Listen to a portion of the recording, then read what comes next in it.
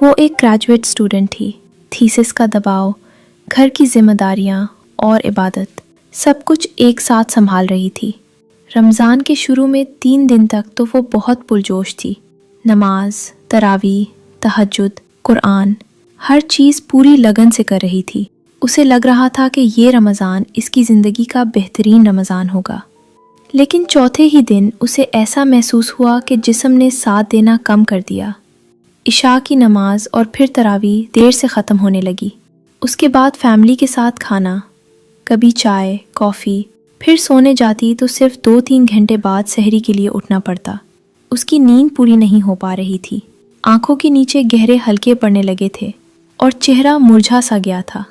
कभी वो कॉलेज की छुट्टी कर लेती, कभी डिनर स्किप कर देती ताकि थोड़ा वक्त बचा सके और ज़्यादा से ज़्यादा कुरान, दुआ, नफिल नमाज और रमज़ान के फ़वाइद हासिल कर सके।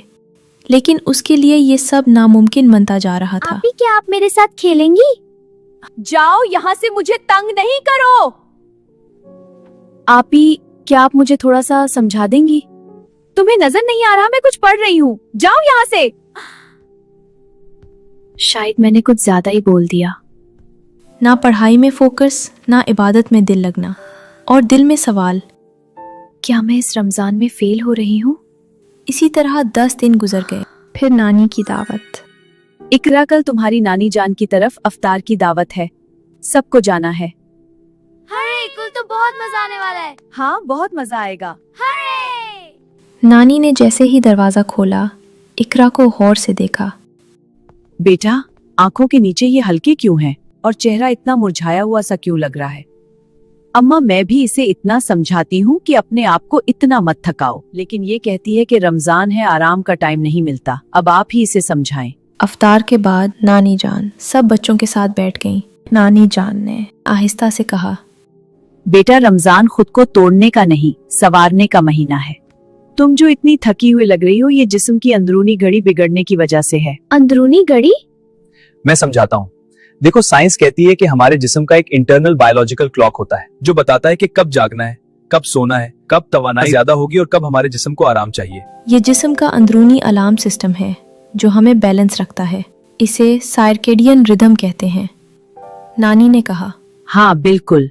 और अगर ये निज़ाम बिगड़ जाए तो फिर जिस्म थकन महसूस करता है, तवज्जो कम हो जाती है और नींद पूरी नहीं हो पाती। बेटा, अब मेरी बात गौर से सुनो। याद रखो, नींद भी अल्लाह की नेमत है। फजर के बाद सूरज की रोशनी में कुछ वक्त गुजारो। ज़ोहर की नमाज के बाद कैलूला करो, यानी थोड़ी देर सो जाओ। नबी सल्लल्लाहु अलैहि वसल्लम भी दोपहर में आराम फरमाते थे। इफ्तार और खाना हल्का रखो। तरावी के फ़ौरन बाद सोने की कोशिश करो। रोज़ाना एक ही वक्त पर सोने और जागने की आदत बना लो। रात को चाय, कॉफ़ी बिल्कुल कम कर दो। सोने से पहले स्क्रीन कम कर दो। याद रखो, इबादत क्वांटिटी से नहीं, क्वालिटी से पहचानी जाती है। नमाज में खुशू खुजू तब आएगा जब जिस्म पुरसकून होगा। अल्लाह ताला ने कुरान पाक में फरमाया, और हमने तुम्हारी नींद को आराम, बायसे सुकून बनाया। फिर एक हदीस सुनाई।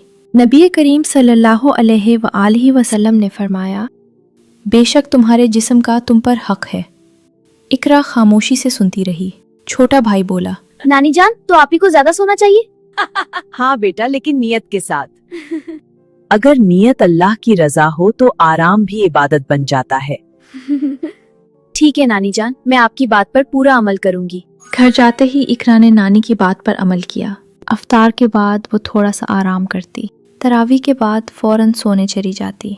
दिन में एक मुख्तसर सी नैप लेती। रात में चाय, काफ़ी कम कर दी और स्क्रीन टाइम भी कम कर दिया था। सिर्फ एक हफ्ते में फ़र्क वाज़े था। आंखों के हल्के कम होने लगे। चेहरे पर रौनक वापस आ गई। We're so happy. I love you. I love you both so much. पढ़ाई बेहतर और इबादत में भी दिल लगने लगा। उसका दिल और दिमाग जिस उलझन का शिकार था, अब आहिस्ता आहिस्ता उसमें सुकून उतरने लगा था। वो समझ गई थी कि आराम इबादत का दुश्मन नहीं, बल्कि इबादत को मजबूत करता है। और इस तरह इस साल इकरा का सबसे पुरसुकून, मुतवाज़न और बाबरकत रमज़ान बन गया।